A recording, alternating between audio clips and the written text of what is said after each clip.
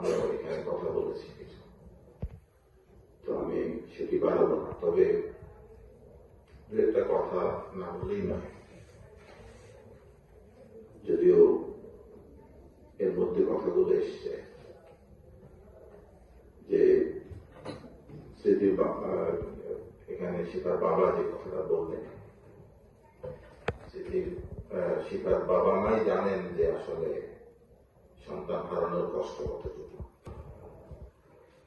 কিন্তু তারা বুঝতে পারছেন তাদের সন্তান হারানোর। এবং তিনি বলেছেন যে আসলে রেফারেন্স দিয়ে যে কথাটা বললেন, যা আমাদের জন্য সবচেয়ে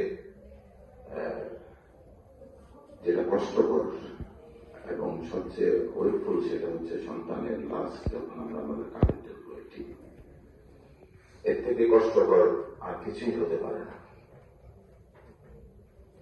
এটি অন্যান্য বক্তারা বলেছেন, এটি আসলে বাবা না হলে সেটি কখনো বোঝা যাবে না।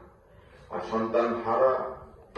সন্তানকে হারালে ওই বাবা মাই বুঝতে পারে আসলে কষ্টটা কতটুকু।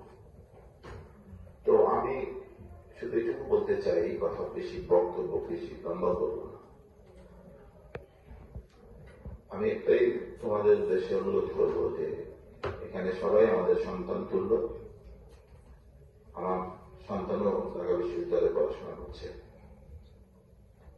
তো এই তোমাদেরকে এই পর্যায়ে আনার জন্য আমাদের অনেক পরিশ্রম আছে, অনেক কষ্ট আছে।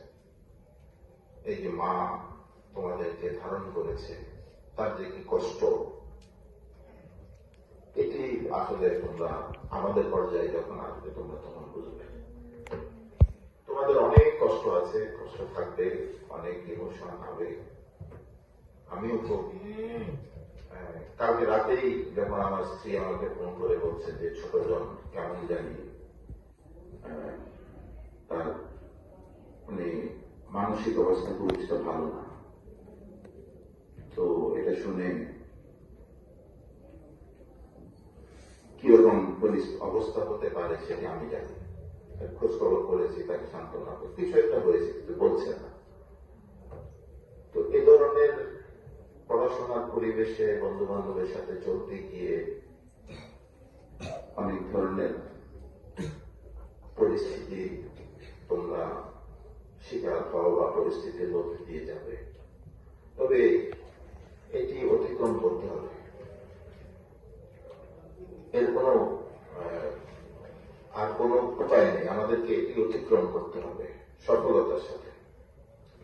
এটা মনে রাখতে হবে যে তোমাদের বন্ধু বান্ধব, তোমাদের বাবা মা, তোমাদের আত্মীয় স্বজন, ছোট ভাই বোন সবাই আছে। এটি কিন্তু তোমাদেরকে মনে রাখতেই হবে।